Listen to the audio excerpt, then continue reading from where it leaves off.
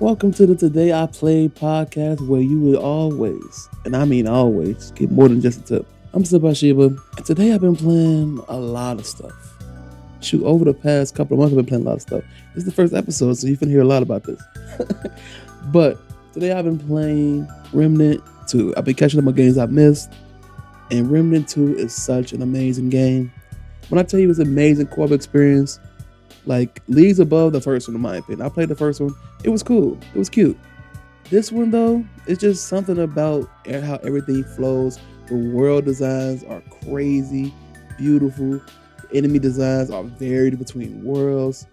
The boss design, oh my god, the boss designs. The one boss that's stuck in my head because I'm not that far into the game.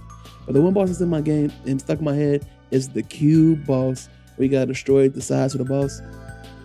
And then the boss is constantly rolling like a cube and it's trying to crush you.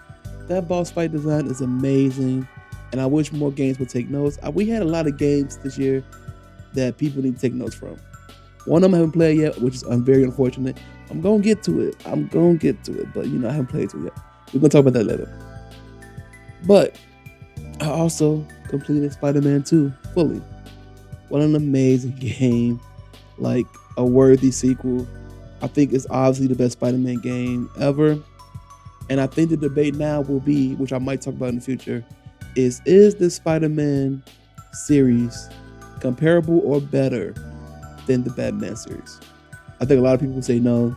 I can make valid arguments as why it's comparable or better, but we'll say that for another day. I just think Spider-Man 2 did an amazing job telling this story, developing both Miles and Peter, introducing new bosses. By the way, they're going through bosses like crazy, and I love it. Even though the next game has a big hint for the next who's going to be the next big bad. But yeah, they're going through bosses crazy, and I love it. I love seeing all the different designs and what's the Insomniac vision of these bosses. Love it. Anything else I've been playing that's something, man? Oh, I started Super Mario Wonder. Super Mario Wonder is pretty good. I was looking down on it when I saw it get announced the game of the year. I was like, Super Mario Wonder, really? But it's actually really good, so I cannot lie. I'm sorry for judging you and shouldn't know your name. My bad. That's on me, Mario. It's on me. You the OG. My bad. But yeah, that's about it. That's about it. Oh, did I mention Alan Wake 2? I don't think I did. Alan Wake 2, I just started it, so I don't have a lot to say either. As you can see, I'm catching up on a lot of stuff. I've been playing a lot of other Spider-Man games, doing videos, stuff like that. But I'm catching up on stuff. Forgive me. Alan Wake 2, just started that, and it's Alan Wake. I don't know what to say. It's Alan Wake, but the production design has been sent to the fucking moon. Like, the characters look amazing. The world is beautiful. It's hardly running on my PC at 60 FPS, but I got it to go. It looks gorgeous. 1440p. Yeah, about it. I love the eeriness, the little like weird quirks, like them drinking both the same coffee cup at the same time. Like little stuff like that is what Sam Lake is good at, the game director of Alan Wake 2 and a lot of Remedy games. He's good at giving you little like weird, like, I forgot the name of the series. It's not Twilight Zone. It's the other one. But anyway, he's good at giving you like weird little quirks about characters and like making them like, I don't know, not scary, but there's a lot of weirdness happening. And he's good at that so far, and I love what I'm seeing so far. I know the first one was definitely heavy narrative, a heavy narrative for sure. But this one seems to go way more in depth into that, and I'm looking forward to that because I feel like Sam Lake is very good at that. He's one of them like auteur directors who's like great at nailing characters, kind of similar to Kojima, if you want to say that. He has, and Ken Levine, who did BioShock. They're both great at developing characters and worlds, and I feel like he's up there. He don't get mentioned a lot, but it's cool. Sam Lake is one of those people, and that's why I'm excited to continue playing Alan Wake 2. But I think that's about it. It's off the top of my head. I haven't played Sea of Stars yet, which is an indie game RPG. We're gonna get to that eventually. I'm sorry. It's just been a lot of games that came out. A lot of good games, and we need to get to it. So, on today's show, we are going to be talking about what everybody's going to be talking about for the next week. Game of the year. What is your game of the year? What's going to be game of the year? I don't know. Let me stop lying. I do know it's going to be game of the year. But we don't know if they're going to follow through with it or if there's going to be like a snub or an upset. Because the upset would be only one other game. Let's get into it. So, the Game Awards announced their 6 Game of the Year contenders. We have Alan Wake 2, done by Remedy. Baldur's Gate 3, done by Loran Studios. I might have butchered that name, I'm sorry. Then we have Marvel Spider-Man 2, of course, done by Insomniac Games. We have Resident Evil 4 by Capcom. Super Mario Bros. Wonder by Nintendo. And of course, The Legend of Zelda Tears of the Kingdom by Nintendo.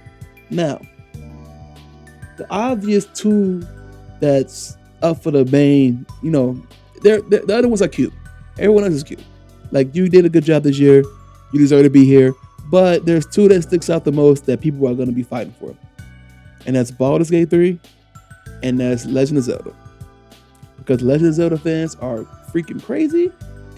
And the Baldur's Gate fans are loud and they are super promoting this game that has done so much for the RPG community. Now, who do I think is going to win it? I think it's going to go to Baldur's Gate 3. Baldur's Gate 3 has been the loudest game over this year. Kind of similar to Elden Ring last year.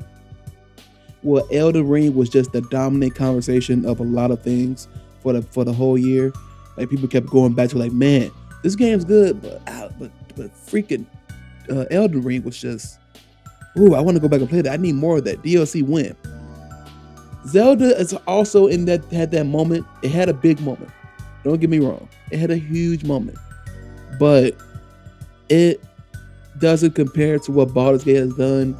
And from what I'm hearing, how Baldur's Gate has just transformed and like refined and improved upon what an RPG should be and what it should be in the future. Kind of like what The Witcher 3 did a long time ago. It's crazy to say a long time ago. I remember when that game came out. But The Witcher 3 came out like, I don't know, like since 2015, I'm guessing.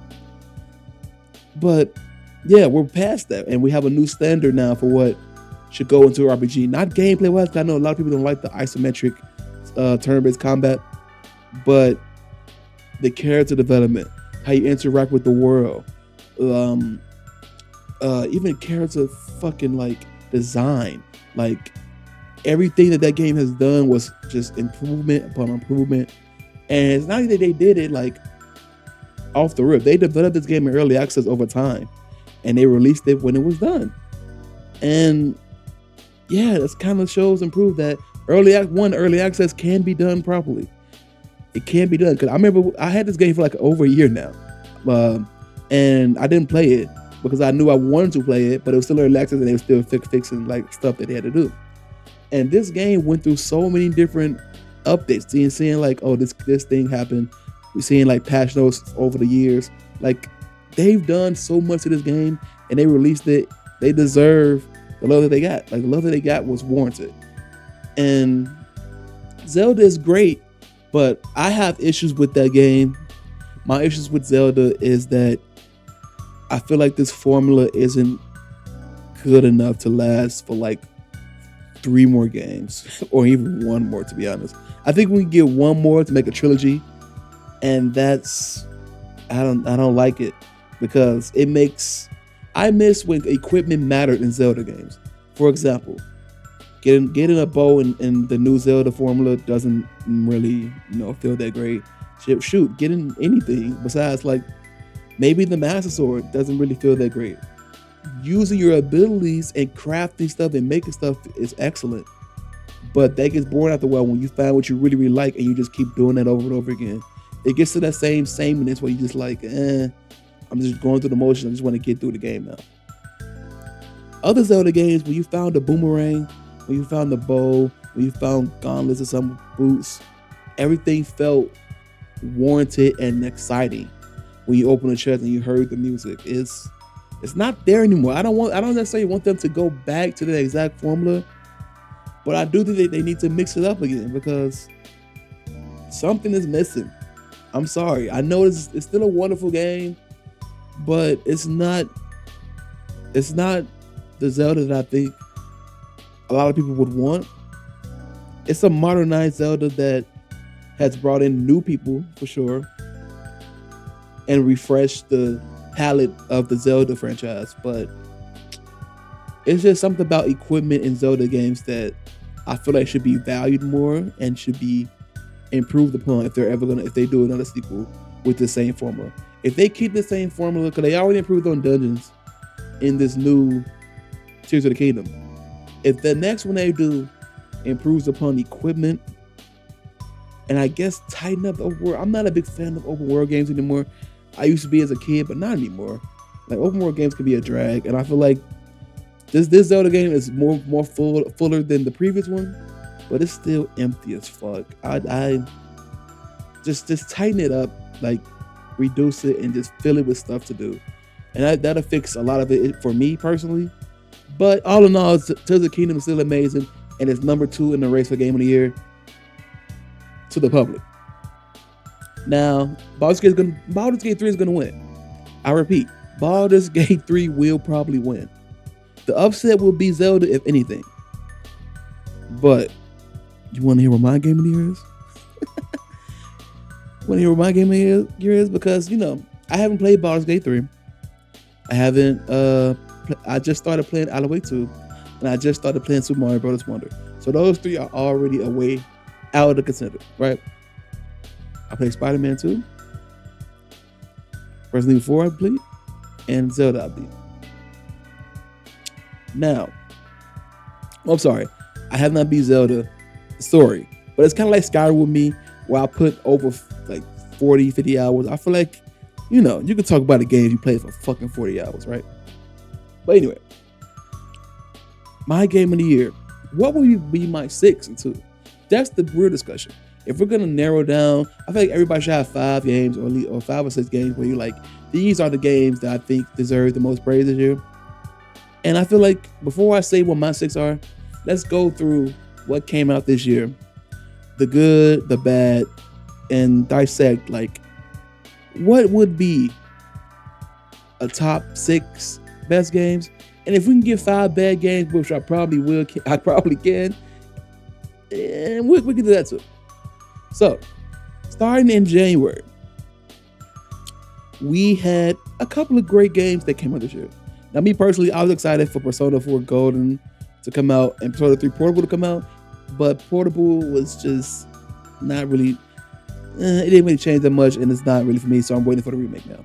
But anyway, we had Fire Emblem Engage came out, which I heard was kind of, I didn't play it yet.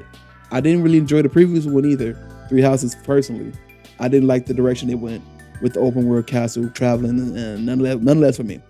But I still love the series Fire Emblem, and I'm gonna give this one a shot as well. But I heard mixed reviews about it, so that's why I haven't played it yet. I'm one of the few people who actually beat Forspoken that came out on January 24th. I won't say I'm a defender of Forspoken because it's definitely a mediocre game and a boring game, and I feel like that's worse than being bad. But I feel like there's a lot of good in that game too that people just like to ignore. Like I feel like because people just got so annoyed with the dialogue choices, the anime style like conversations, and plus it's a female protagonist and a lot of dudes just like shitting on women for some reason. It's weird. But anyway, Forspoken is mid, and it deserved all the shit, a lot of the shit that they got. But I feel like the movement was fantastic. I feel like some of like the design choices of the character, not the character, but the world and how the particle effects, stuff like that. Gameplay could have been a little bit smoother, but it was still fun to play. That's why I played it. That's why I completed it, because I enjoyed actually moving around in that world. And I was kind of interested in an isekai in a video game that's not like an anime. But they didn't really meet the mark, unfortunately. And it's just a mid game, so we got to move on from there.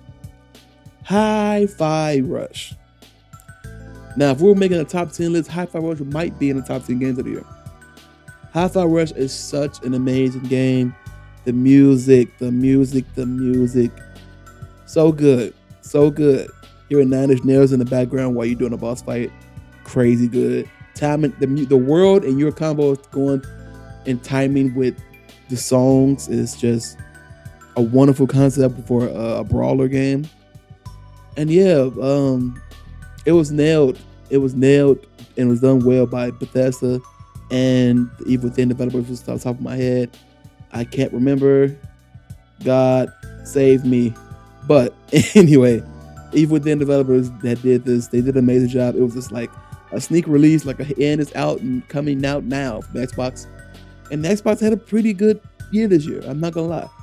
So Hi-Fi Rush is amazing, and it's not on my top 5 list, top 6 list, but for sure my top 10, for sure. Amazing game. Then we had a Dead Space remake. Dead Space remake is also amazing. Like, it's been like a year, almost a full year now, so people not talking about it no more. But Dead Space remake was an amazing remake, one of the best remakes ever, in my opinion. And only issue would be that I don't know what issue would be. What was wrong when I played it? Maybe some of the design choices from the old game could have just been completely removed. Like Zero Gravity sucks in both Dead Space games and all Dead Space games. I'm not gonna lie, but it had to be there because of the Dead Space remake. So I get it. But other than that, it was an amazing experience. Scary as freak. Like,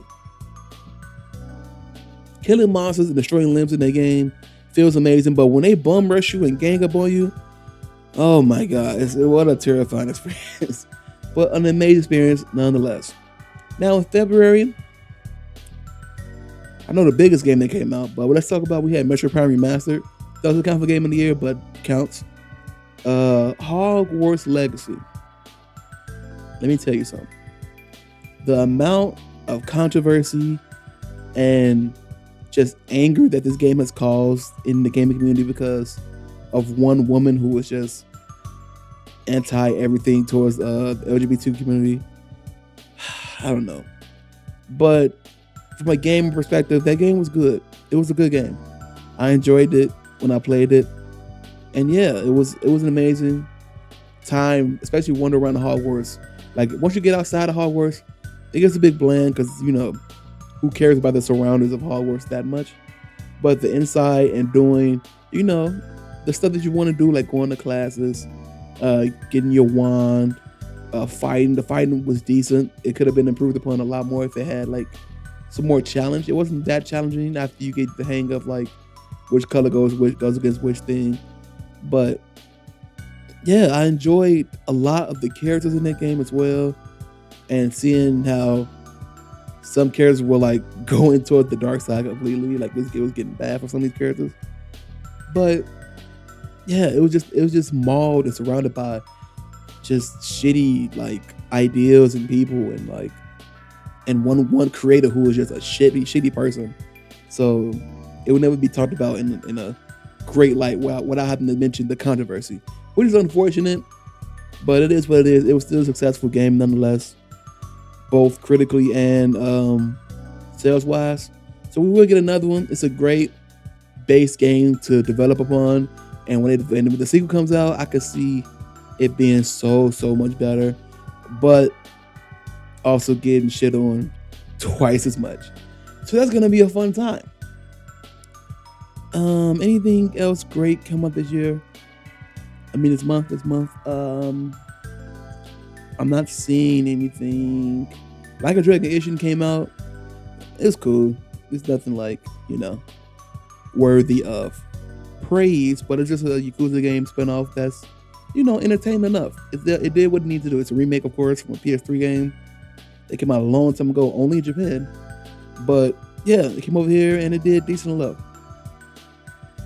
It is all for February. I mean, I'm not saying anything dramatically. Destiny 2 Lightfall came out, DLC. Yeah, you care about that?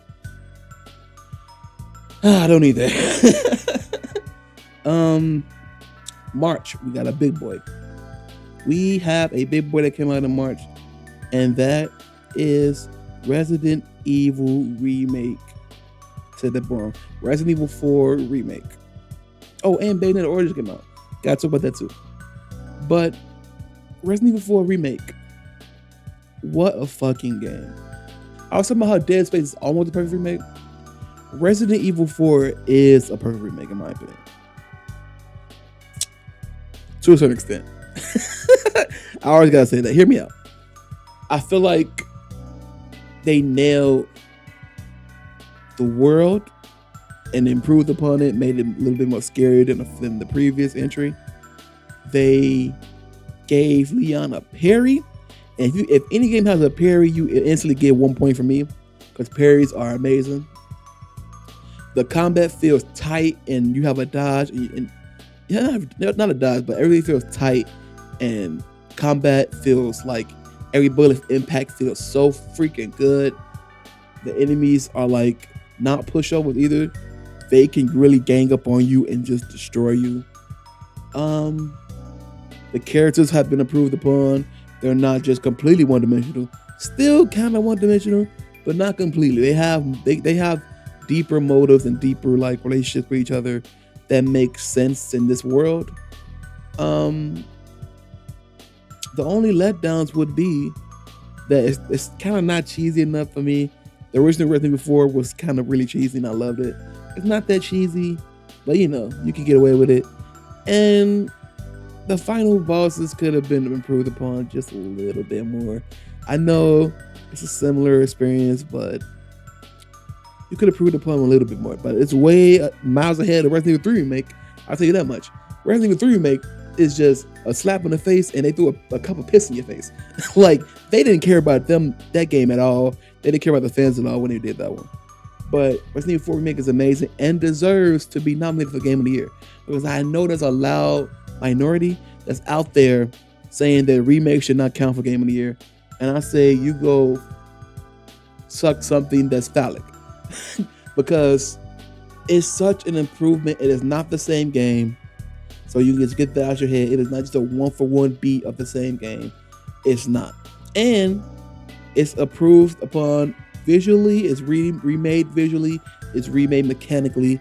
And it's done so well that you can play the old Resident Evil 4 and the new Resident Evil 4 and have two different experiences. And I feel like that's what makes a great remake. It nails the core of it, which is the feeling, the story, the what made it good, and just improves upon the stuff that's clunky that the old game had, like the mechanics, the character, not designs, but even the character designs, the characters like development. They developed those characters to make them even better, and they added a lot of content to make it feel fuller. Like they added side missions. They added side missions in a Resident Evil 4 game. It's crazy. It's in the Resident Evil game. It's crazy to me how a linear game has side missions in it. But anyway, Resident Evil 4 is amazing and deserves to be nominated for Game of the Year, and it's my nominee on Game of the Year too. We also had Bayonetta Origins come out. Now, a lot of people probably didn't play this game because it's a different take on the Bayonetta games, but my friend loves Bayonetta, and all I heard was good things from about this game, which is why it's on my radar to play because I still haven't played it yet, unfortunately. But it's on there, my list, my backlog, because this winter is going to be a long haul before we have another good game. So Bayonetta Origins is another game that deserves to be mentioned because it did what a lot of games couldn't do, a lot of series couldn't do, which is like take what was already, which is like not take what is already done, but spin off your main bread and butter to a different experience and make it still good. Like most people came to Bayonetta for the flashy combat, the Devil May Cry style combat, but to be able to nail a different tone and a different style of gameplay and it be received well too. It had to be received well. That's hard to do when you're a developer, and they did it. It's not like the best of the best, but they definitely nailed it. What else we had come out this year? April had two games that probably wasn't the best they could have been. They both had separate issues. One of these games is Dead Island 2. Dead Island 2, I don't know how to feel about Dead Island 2. It's not the Dead Island 2 game that we probably thought we were going to get, because it's way more linear, way more refined. That might be a better experience. But if you were to think about Dead Island, you remember the open world, the open world, the different, characters and stuff like that. But mostly you remember just open world zombies bashing and doing it with your friends. And like, yeah, you can do that with your friends in Dead Island too. But it's such a compact experience. It's not, I don't know. That game went through development hell. I'm surprised it even came out in the first place. Like that game, I'm surprised it came out, bro. Like it's almost on par. Nah, that's reaching if I say that. I'm about to say it's almost on par with Duke Nukem Forever. I'm lying if I say that. I'm just lying. But Dead Island 2 is decent. And that's praiseworthy enough for a game that was in development hell. Now the other game, which could have been up for Game of the Year, but it came out with so many issues, so many like performance issues. Star Wars Jedi Survivor. This is a game I haven't played yet either because I heard it was just a buggy mess, unfortunately. The first one, Star Wars Jedi Fallen Order, is such a good game. But the second one was supposed to come out, and we were all looking forward to it, but a lot of people just couldn't play it because it was just like running so badly on their systems or their consoles. I mean, or the PCs. And it's unfortunate, but that dialogue has smeared a disgusting stain on this game, and that's why it's probably not on Game of the Year for a lot of people. But yeah, first impressions matter, people. First impressions matter, and that matters in games too. And people don't forget. Like, they remember their first experience with a game, and sometimes they will never go back, even if it's improved. And I think Survivor is improved now, but it's unfortunate. It's unfortunate. Anything else I mentioned in April? No, I don't think so. We had the Horizon for Forbidden West Burning Shores DLC, but it's DLC. That's not going to be up for Game of the Year. May. Redfall. Redfall. Xbox, I said they had a great year, but Redfall, why did they let this game come out? And there was plenty of rumors about them thinking, the developers who were making the game, like, oh, they're not going to let this game come out now. There's no way. And then they hear that it is coming out, and they have no choice but to let it come out. Like, what an empty, bland game. If you thought Back 4 Blood was bland and empty and just like not worth it, let me introduce you to Redfall, because when I first saw the trailer, it looked generic. I remember that one game that came out. It's not called Fuse, but I think it eventually became called Fuse. It's just a generic like 4-person character like trailer that did nothing for nobody. Like, it showed like, oh, this is the quirky character, this is the cool character, etc. Like, games that when I see trailers like that, I already think they DOA. They dead on arrival. They are dead on arrival. Like, there's no way in hell these games can succeed.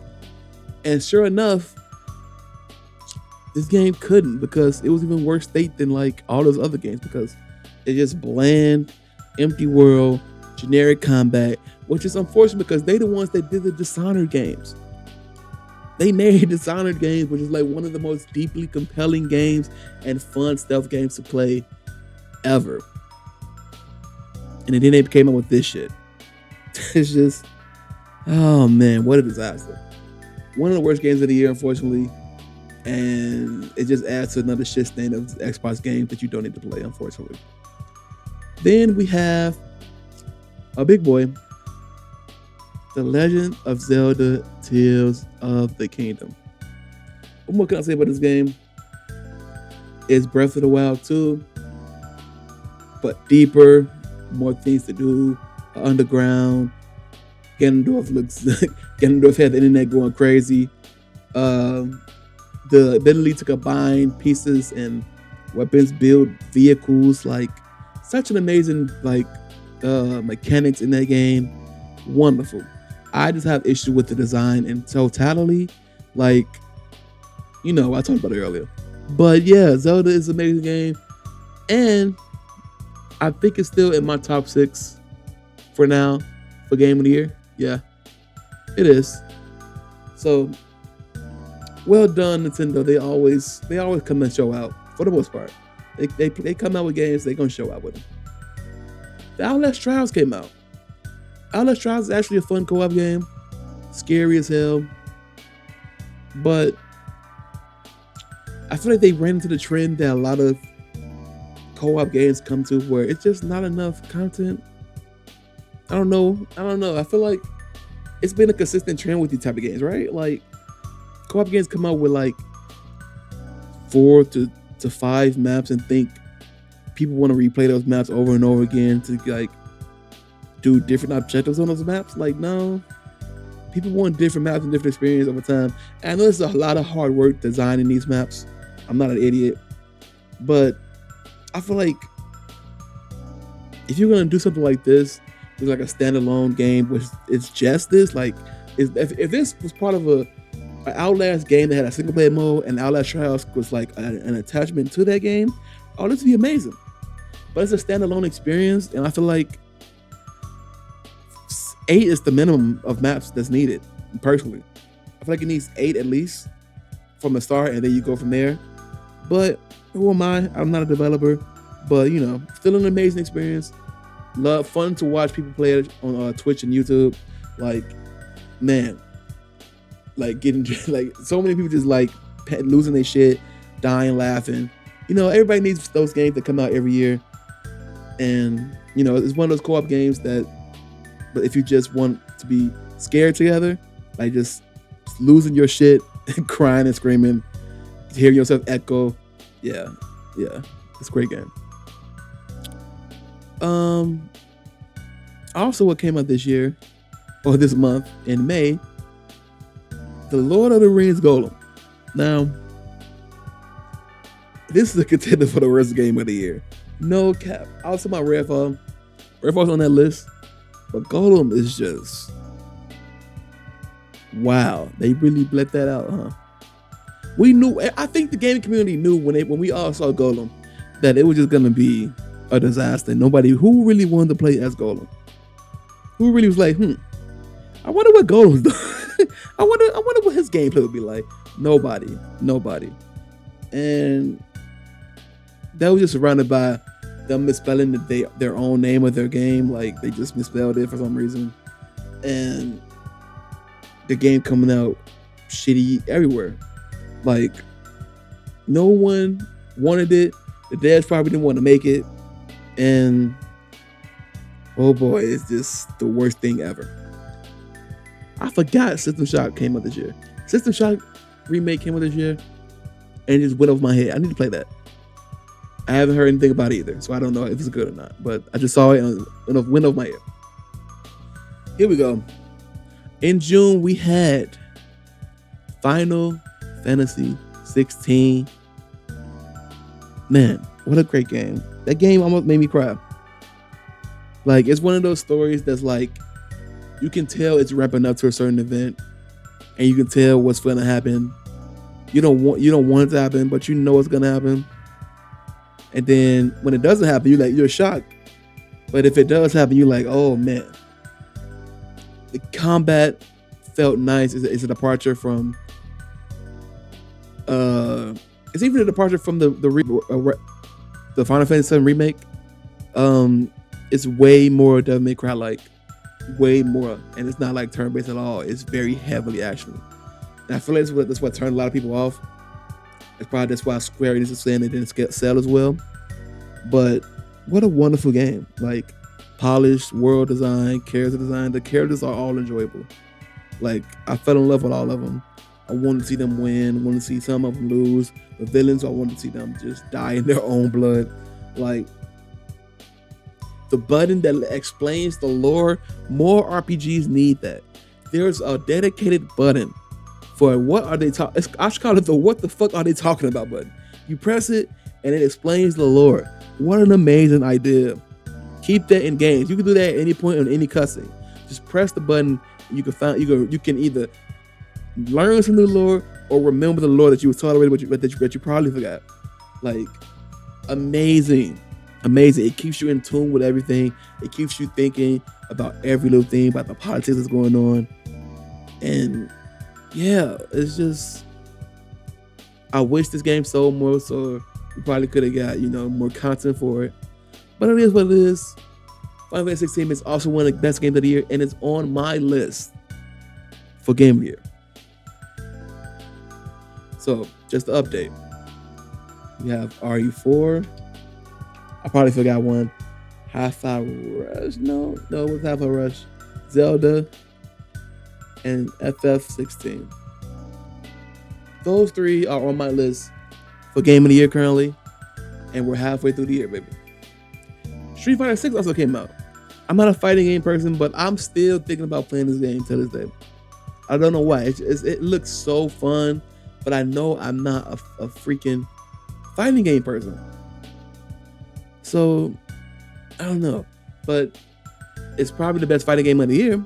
I know a lot of people like Mortal Kombat. But Mortal Kombat didn't come out with a dedicated servers and a proper netcode like Street Fighter 6 did. So I hear that all the time. I'm just talking what I hear. I don't know nothing about this. But Street Fighter 6 revived the Street Fighter franchise because Street Fighter 5 was just such a piss poor launch. It developed over time into a decent game, but the launch of Street Fighter 5 was just such a piss poor thing that people thought Street Fighter was gonna die. Like, people thought Street Fighter was done, bro. But, it came back with a vengeance. And it's here to stay, bro. Because, people are still playing this game. This game is still cooking. And also what came out this, I forgot. This month had a good, decent amount of games for a lot of people. Like, Diablo 4 came out this month. Diablo 4 came out this month and just got shit on by fucking Baldur's Gate. I'm not gonna lie. Diablo 4, I played it for about 15 hours, give or take. Yeah, it's fun. It just felt shallow. I can't say that I played a lot to give it a review, say if it's good or bad. I can just tell you my impressions because I know the end game matters a lot when it comes to Diablo games. But it felt shallow. Like, the world designs and the characters, the enemy designs felt cool, but it was missing something. I just can't explain it. I guess I'm just out of Diablo love, maybe, but it was missing a soul. I don't know. Blizzard been missing a soul for a long time anyway, so I guess that explains it. Blizzard lost their soul a long time ago. Maybe they'll get it back now that they're not owned by Activision anymore or part of Activision anymore. But I don't know. It's missing something. But it was cool. That's all I can say. It was cool. A decent experience that I had fun with sometimes. All right, we got Pikmin 4 came out in July. Decent game. Can't really complain. I'm not a Pikmin guy, but I plan on playing all the Pikmins at some point. But, the Expanse, a Telltale series came out. I played the first episode of that. Cool. Also, Remnant 2 came out this month. Man, hear me out. I want to add this to my Game of the Year list. I've played it for 20 hours. I think there's enough time for me to be like, it's worthy of being a contender compared to all the other games, because the world design and bosses alone need to be discussed and praised. So it's on my list for Game of the Year. One of the best co-op experience this year, for sure, hands down. No ifs and buts. It's wonderful. In August, we have the big daddy of them all, Baldur's Gate 3. Man, this game is really probably going to sweep. It's crazy, how wonderful this game came out and how beloved it is. I think right now it has over 100,000 people playing it on Steam right now. Still, it's the end of November. Crazy for a single player game. Crazy. Baldur's Gate 3, man. There's that one game almost every year where you just that's the one. And every time I see it, I be like, that's the one. I'm gonna play that shit, bro. But also this month for me, which is what I've been waiting for as well, is Bomb Rush Cyberpunk. the Jet Set Radio spiritual successor we've been waiting for, and it's well done. It's well done. The music is so good. The movement is so good. The world is so good. Like, it's just great. It's just great. Probably my favorite indie game of the year because I didn't get to play Sea of Stars, unfortunately. But yeah, I'm gonna stamp it. Bomber Cyberpunk is my favorite indie game of the year. Armored Core 6 came out. Oh my god. Armored Core 6 is also another probably top 10, top 15 game of the year. This year is a peak year in gaming, and it needs to be discussed more. So many amazing games came out with so little time to play them. Texas Chainsaw Massacre came out as well. A very fun PvP game that still people are like dying to play, like Dead by Daylight. Still good. Hopefully they come up with more content that keeps that game alive long enough, because if they don't, Dead by Daylight will still be the champion.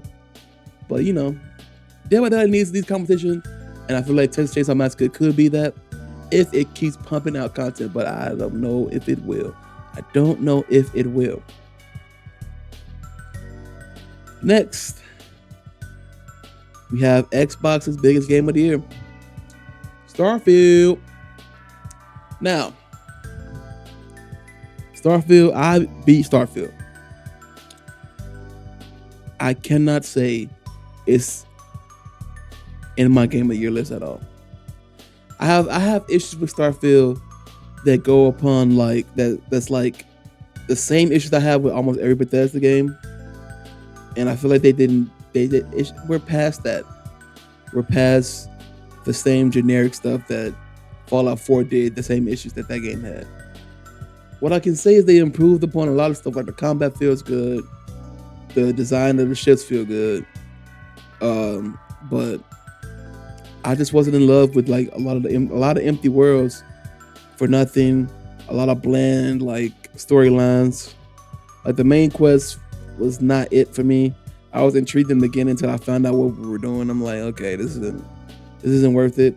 I feel like the whole game being revolved around New Game Plus, which is like, hey, the whole game is revolved around you becoming a Starborn, basically. I'm not gonna spoil any more than that, but it's revolved around you doing that, or at least learning about how to do that, and it makes everything feel like, I know they wanted the game to feel like, oh, you did all this and now you should do this, and if you do this you will lose everything, but hey, you can continue on with your journey and learn, find new experiences, and just like those new experiences aren't really worth it. I'm not gonna lie. I feel like it should have been a more tight knit thing like Mass Effect is. It's tight knit. You can still travel around different planets, still do different things, but the goal is the goal, and it's not bloating everything just to blow stuff. It's just the gas about how many planets we have, how many planets you can do, how much stuff you can walk on. Like, there's so many loading screens in goddamn Starfield. It makes no goddamn sense. Like, everything is clunky. The menu is still clunky to this day. I can't understand this galaxy map for the death of me. Like, I don't know why it's that clunky. Why isn't things just laid out to like easily in list form? If I want to click something, no, I want to go back to this planet. Take me back to my favorite planet. I should be able to go to a list, click that planet, go there without having to manage through all these menus and all these star designs and stuff like that. No. Just take me there. I understand you want to show warp drive all the time. I don't want to see it. My character design, I'm black.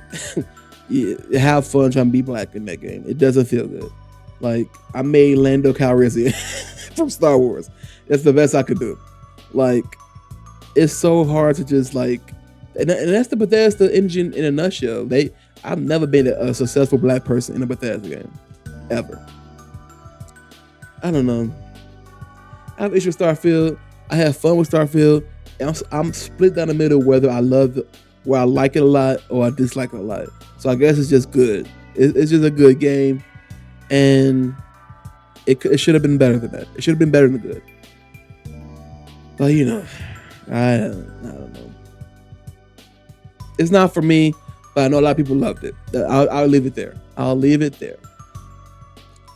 We had also that came out this year, Mortal Kombat 1.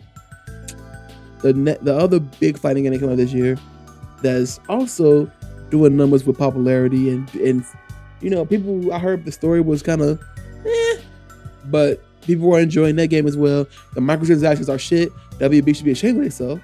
Like, it's crazy how WB said, they keep saying it too, that they want to monetize their games thoroughly. And Mortal Kombat 1 is monetized ridiculously. It's nuts. And I can't support that wholeheartedly. So we'll see about this game. It might get worse too. Like, WB will push the limits. Remember Shadows of War, the Lord of the Rings game, with the grimy goblin rubbing his hands, grimy orc rubbing his hands, like, yeah, I need this money from you. They're good at that. So no. But also, which is on my list for Game of the Year, is Lies of P. Lies of P is the best Souls game that's not made by From Software.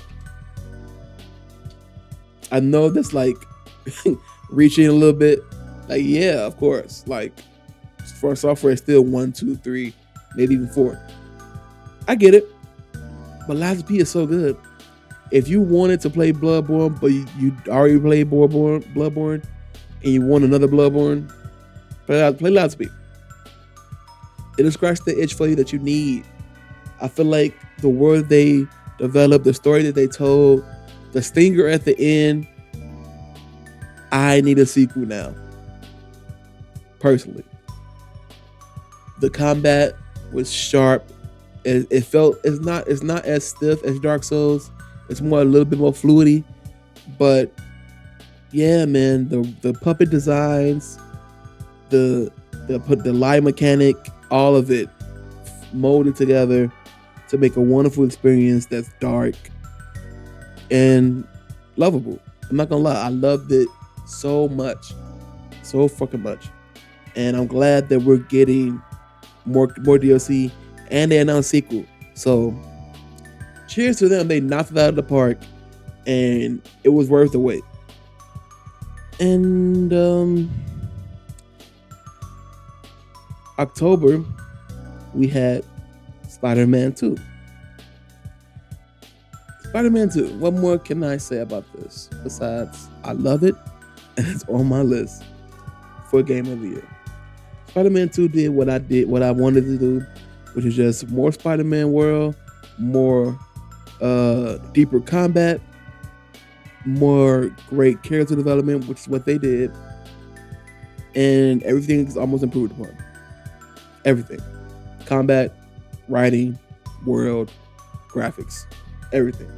So that's what we want from a sequel, and they nailed it. There's a lot of people having issues with the story and how they, treating Peter. We'll get there when we get there in the future. But just know that Miles Morales is Spider-Man. He's not just Miles Morales. So go suck a dick. If you're just calling Miles Morales, and not giving him the credit of being Spider-Man, you're being ridiculous, and you low-key might be the R word. You're a little bit of a car racist. You're a car racer. You know what I'm saying? Like, it's ridiculous. Like, all these other people could be Spider-Man, but Miles? Really? Right. Okay. Whatever. Get over it. And Spider-Man 2 is an amazing game done by an amazing team, and amazing developers. And when Wolverine comes out, it's also going to be amazing. Quick mention is Dave the Diver. Dave the Diver is one of them indie games that's a staple of the year. We usually have like a handful of them that's like juggled around that people have been talking about. Dave the Diver is one of them. Amazing game. Super niche. You might not be into it, but it's cool. If you give it a shot, you might like it. We also have Alan Wake 2 that came out in October, at the end of October. Currently playing it. I can't add it to my list, unfortunately, but so far I see why it's nominated. So far I can see why it's nominated by everybody else, and it's gonna get a lot of different awards for like narrative and stuff like that too, I think. So all in all, good stuff, good shit. but I can't put you on my list, unfortunately. And then I guess we're in November, huh? It's kind of crazy. We're already here. And this month was kind of a slow month. But you know, we had Like a Dragon Gaiden, The Man Who Erased His Name. I enjoyed it. Of course, I don't think it's better than a few of the Yakuza games, so I can't say it's like, you know, on my game of the year list, but cool game for Yakuza fans. Cool game nonetheless. And then we have Super Mario RPG, a well done remake of SNES game. Done well, you know. It didn't like, you know, shake the narrative or like transform the game like Resident Evil 4 did, but they did a good job remaking it, and you know, you can tell that it's being loved by the people who love that series. I just started that too, but you know, it's just a bare bones remake. It didn't improve upon it like you would think a remake would do, but you know, it's worthy of, you know, mention of one of the best games of the year. Probably a top 25 game of the year, you know. That's how so many good games we had this year. There's so many good games coming this year. You can make a top 30 of like 80 plus rated games, average games. That's kind of crazy. Not gonna lie. And I mean just like off the box office too. Like a lot of these games sold millions in the top 30. Crazy. We even sneak releases like F-099, like another battle royale game for Nintendo stuff. Like, so many good games came out this year. Like RoboCop Rogue City came out. Who would have thought a RoboCop game would have been good and done well in 2023? It is. It's a good game.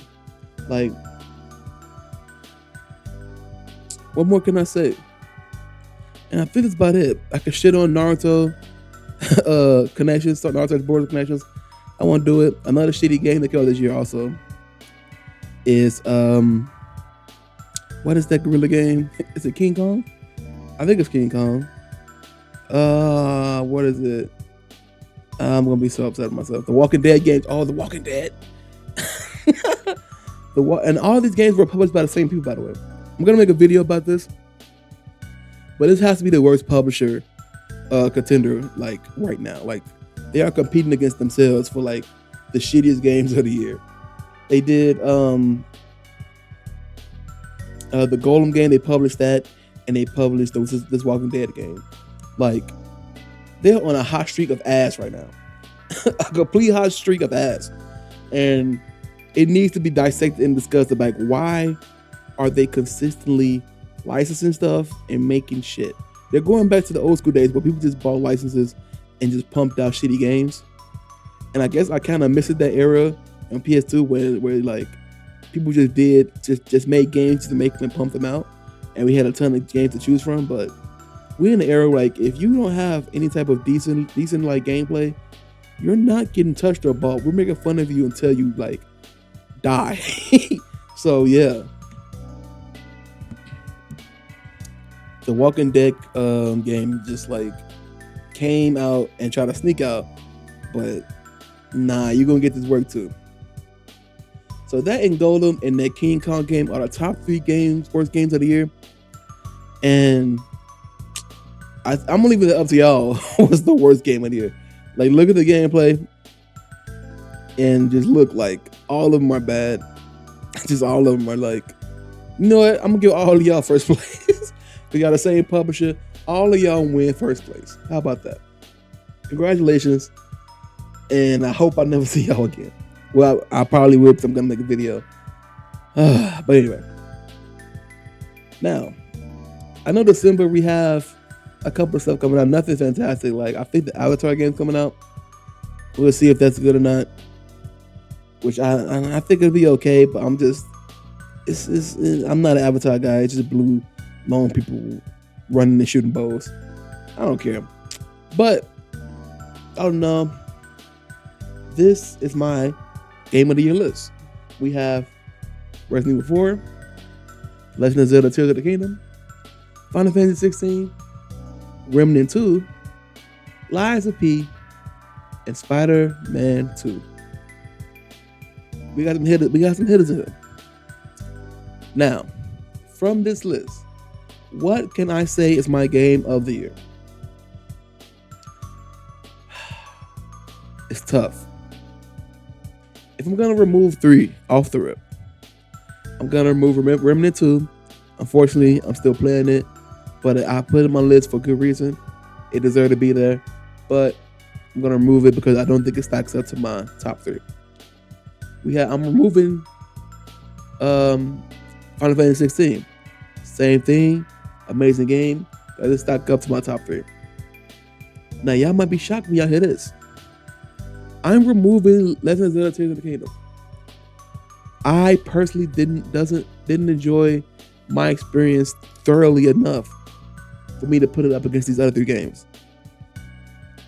I prefer when the equipment matters more so than the mechanics being the building mechanics and the magnet and the time mechanic being the focus. Like, those are great, but I wish they were more additions than like the main core focus. I want the weapons to be, and not the weapon, but the equipment to be way more important. Like the getting the bow the first time, getting the boomerang the first time, stuff like that. So that's why that is now removed from my top 3. So what's left of my top 3 is Resident Evil 4, Lies of P, and Spider-Man 2. This might be disgusting to some people. They probably like, really, nigga? Like, really? These? Yeah. And it's really down to 2 games. I'm knocking out Lies of P because I feel like it's well done, but I wasn't like ranting about these other 2 games like I was. I was ranting about Resident Evil 4 and Spider-Man 2 so much that I feel like I would do it disservice if I keep Lies of P up there. Now, Resident Evil 4 or Spider-Man 2. If you ask me different days what's my game of the year, it's always gonna be one of these 2. But hey, today Resident Evil 4, tomorrow Spider-Man 2. But today I'm gonna make a decision. Unfortunately, I think I'm gonna go with.